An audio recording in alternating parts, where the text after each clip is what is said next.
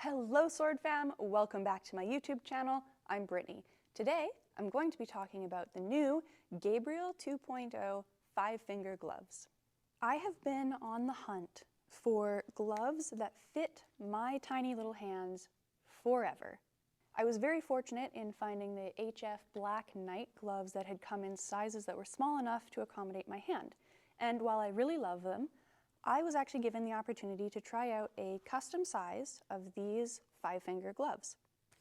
In some of my previous videos, you may have noticed that I am not a big fan of 5-finger gloves because I think that they're a little bit more dangerous than the clamshell style, especially if they're not fitted properly. However, I think I've struck gold here. I tried the Pro Gauntlets. We know what happened with Pro Gauntlet, and it's a very unfortunate ending to that story, but their limited size range left me feeling kind of excluded. And I tried the Infinity Gauntlet, and that also didn't really do it for me, even though they had an extra small size. It just didn't have the articulation that I really wanted from a glove, and then now I have these. I'm still going to preface all of my thoughts with 5-finger gloves, just by the way physics works, are going to be inherently a little bit more dangerous than having a full clamshell cover. The reason for that is because when you have full plates that cover the fingers, that's actually going to disperse the force of any strikes to the hand a lot better, and it's not going to be dispersed on one tiny little plate over one little joint. It's going to disperse the force across the breadth of the hand or across the breadth of the fingers. So just keep that in mind when we're talking about 5-finger gloves, is that they can actually have a little bit higher of a potential for injury. So that risk management is kind of up to you for how much risk you want to take with your hands. With that said, however, when they're fitted properly and they fit correctly, that potential for injury does go down quite a bit. Still a potential, but something to consider when you're trying to choose between clamshells and 5-finger articulated gloves. But we're not here to debate the value difference between like clamshell gloves and 5 fingers. We're here to talk about this specific pair of 5-finger gloves. These are the Gabriel 2.0s, and the design specs on them are extremely thoughtful, and I am in love with them. I'm just going to spoil that for you. I think these are great gloves, and I'm going to tell you why. So first, they offer custom sizing. Now, this is going to be a little bit of an upcharge. You have to pay a little bit extra, but that makes sense because you're not really going with like a prefabricated production. For the gloves, you have to actually send in measurements and then they have to make them for you. But if you are like me and you're outside of the regular size range, I think it is extremely, extremely valuable and very, very worth it. And that's what I did. I sent them my measurements and they ended up coming out perfect. Like, I have really tiny hands, and when I put these on for the first time, my mind was blown. I thought, like, I was very skeptical. I'd given them the measurements and I was like, yeah, we'll see. Okay, like, usually this doesn't work out in my favor, but they really, really nailed it. I was stunned and so grateful. So let's talk a little bit about these. What's kind of cool about these gloves, we'll start with the bell, or the bottom half here that covers my wrist and towards the middle of my forearm. This is still relatively large, like most other gloves would be, because when you put it on, there we go, right? For me, it comes to about the middle of my forearm. So if I just shake that off, it comes right to about the middle of my arm. Not a problem because I don't actually wear forearm guards when I'm fencing, but this adds that protection on my forearms without me actually needing to add it. But if you're the kind of person that wants that additional protection here, the reason why this works is because this is actually quite big, so you can fit the forearm protector underneath, and it's actually still pretty comfortable. So I think that's really good. This is also put together with individual plates as they go all the way around. So that's kind of neat because they're held in with this like elastic kind of material. So they actually have a lot of freedom of movement. Normally I would think, okay, individual plates, there's not as much force dispersion, but because they move, and when they get impacted, they not only move down towards the arm, but they can kind of like collapse towards themselves like that, almost like an articulation, and that'll help absorb a lot of the impact too. So I really like that. I think the wrist protection is good. There's also a plate on the top of the hand here. That is one single solid plate. So far, of all the times that I've like gotten my hands hit in sparring with this, and trust me, I really tried.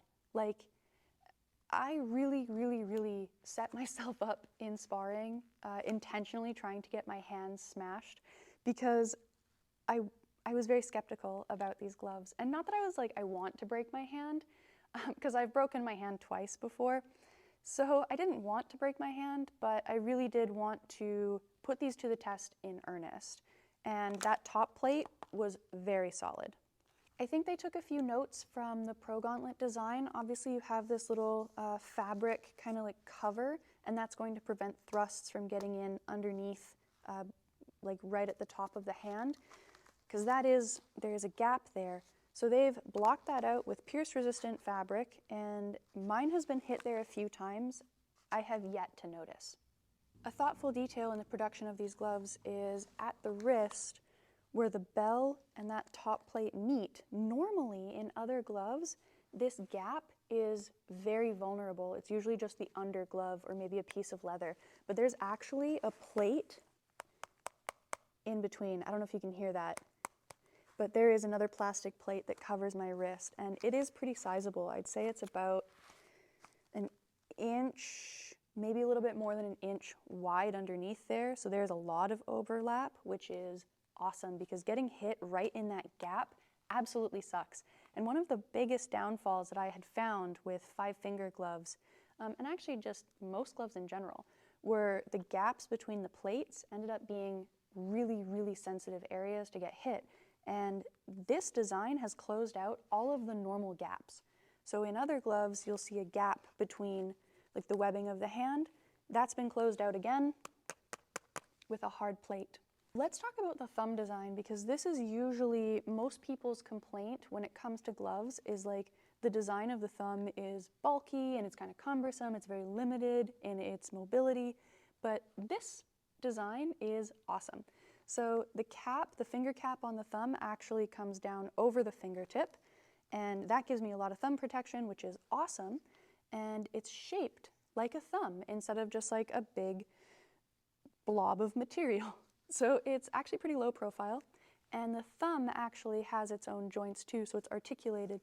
You can see I can bend my thumb quite easily, which you can't really do in a lot of other gloves without sacrificing the protection.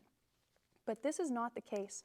So not only can I bend my thumb, but there is a good amount of overlap between the joints that nothing's getting in between there, and then there's no exposure when I bend the thumb. So there is no gap here, which is awesome. The other cool design is that it wraps around. So this is like something I don't see very often in gloves, is having this little wing that covers the inner palm of my hand. You would think, oh, I bet that's going to interfere with how I hold my sword, and I was a little nervous of that too. It didn't, because it doesn't actually cover into the palm. It comes just a little bit lower, so you can still make a full fist and close that out, and I'm not gripping this at all. So when I'm holding a sword, this doesn't actually sit into the hilt or get flattened out, but it does end up closing out that one vulnerable spot on the palm. And I can't tell you how many times I have seen people get stabbed there in gloves, and it's either just, obviously really hurt, or it's actually like punctured right through the leather and like stabbed people actually with fetters, like blunt swords that have gone through the leather. And this gives me that peace of mind. I really love this extra kind of wing design, and the fact that it's not just like an attached like plate that's hooked in or anything, it's one solid piece. Actually, this makes me feel a lot safer. The inner glove is also thoughtfully designed. So here there's like this little ridged kind of fabric, and it's kind of grippy, which I really liked. At first I thought it wouldn't really make much of a difference, but it really did. I thought it was awesome. It also helps to reinforce the material that's here. So you're less likely to get tears in the fabric when you have that reinforcement. You can also see that the lining here has been double stitched. So that means it's even more resistant to wear and tear. After several years of use, I had the leather completely like just tear open on multiple gloves, and that's expected, so that's not like a criticism. I mean, after use, stuff wears out, but you might get a little bit longer life when you have stuff like double stitching and multiple layers, which is really nice. Speaking of the underglove, the reason why this custom size worked so well was a few different reasons. The underglove is what was sized to my hand, the custom measurements. So if I were to take off all these plates, these gloves would be perfectly fitted. So they fit the width of my hand, the length of my fingers, the length of my palm, everything. So the underglove is made to size. What they did on top of that is they scaled the plates to match, and having both of those features customized, oh my gosh, total game changer in terms of functionality and its ability to truly and properly protect me. With some of the other 5-finger gloves I'd tested, even if the underglove was to my size, when you weren't scaling the plates down, it caused like the movement in the plates so that it wasn't seated properly. And when it's not seated properly on the hand, it can roll and it can turn and it can expose the joints or little bones in the fingers, and that's what makes it dangerous. This, never an issue because they scaled the plates down. Who knew? So let's talk about the articulation in the fingers, because this is what makes 5-finger gloves 5-finger, right? Everything from like the fingers back is pretty standard in terms of design. But when we talk about the fingers here, they are articulated on each plate, and then they have little knuckle plates as well. I can bend my fingers all the way down, I can make a full fist, and I have a lot of movement here. The front of the first plate actually hangs down, so it differs a little bit from the thumb. The thumb actually has like an enclosure for the tip of the thumb. The tip of the fingers don't have an enclosure, but there is a little bit of an overhang, and that helps protect the fingertips. However, you really shouldn't have to worry about that too frequently, because when the hand is closed, the fingertips are protected, right? This little overhang actually protects pretty well and covers that gap. The design for these gloves, the undergloves specifically, again, is what really makes this special. This underglove blew my mind. So underneath the plates, the underglove actually has padding, and you can't really see it just like with me holding my hand out like this, but there is a thick bit of padding underneath the plates on the top of my fingers. And that, again, built right into the underglove underneath the plates, and that helps cushion a lot of the impact that comes down on the fingers. So when you have a sword coming down across the hands, we talk about how the potential for injury is higher because there's not the same force being dispersed with a single plate. But to make up for that, they've added a significant amount of padding underneath to absorb some of that shock. Typically, the drawbacks with the 5-finger style gloves, not these ones in particular, but just in general, is that when you have the fingers separated like this, there is a weakness, and it ends up being right in between the fingers, that little webbing, the gap in between, right in here. That weakness has been exploited before. I don't think ever intentionally. If somebody's really that good at targeting in sword fighting, then they're amazing. But I have seen accidents where a sword tip will enter between the two fingers and penetrate the hand. Now, of course, that's less likely to happen up here where you have the fabric to block that out under this plate. But there is usually nothing in between these two fingers. However, with the Gabriel 2.0 gloves, they have added a tiny little like wedge-shaped plate in between the fingers here to act as a blade catch should a blade enter between the webbing here. With that said, no glove is perfect. There's always a risk of injury. So even though they do have this little wedge-shaped plate to protect that kind of penetrative injury, there is also a possibility that, you know, there's just a slight gap underneath it, it could possibly get caught. I think that'd be very unlikely, but not impossible. So just something to keep in mind. The only issue I've really had with these gloves is these little leather straps can shift. Right? You can see me kind of pull it off of the plate. And when those shift, sometimes they can get stuck underneath the knuckle plates, like this. And that can kind of jam up the articulation, and that can make it a little bit harder to bend the finger. So you have to like manually just pull them out, replace it, put it right back in the right spot, and then you can have proper movement. So that was maybe one of the things that I found not like too frustrating, because it didn't happen all that often. But it can happen, and that's maybe the only thing about these gloves that was really like, not a flaw, but a little bit lacking, we'll say. So in terms of mobility, I ended up finding these to be extraordinarily agile, very flexible. I felt like I had a lot of dexterity, which is awesome, awesome, awesome, awesome. I felt like I wasn't really sacrificing very much in that case. I love using these for sword and buckler.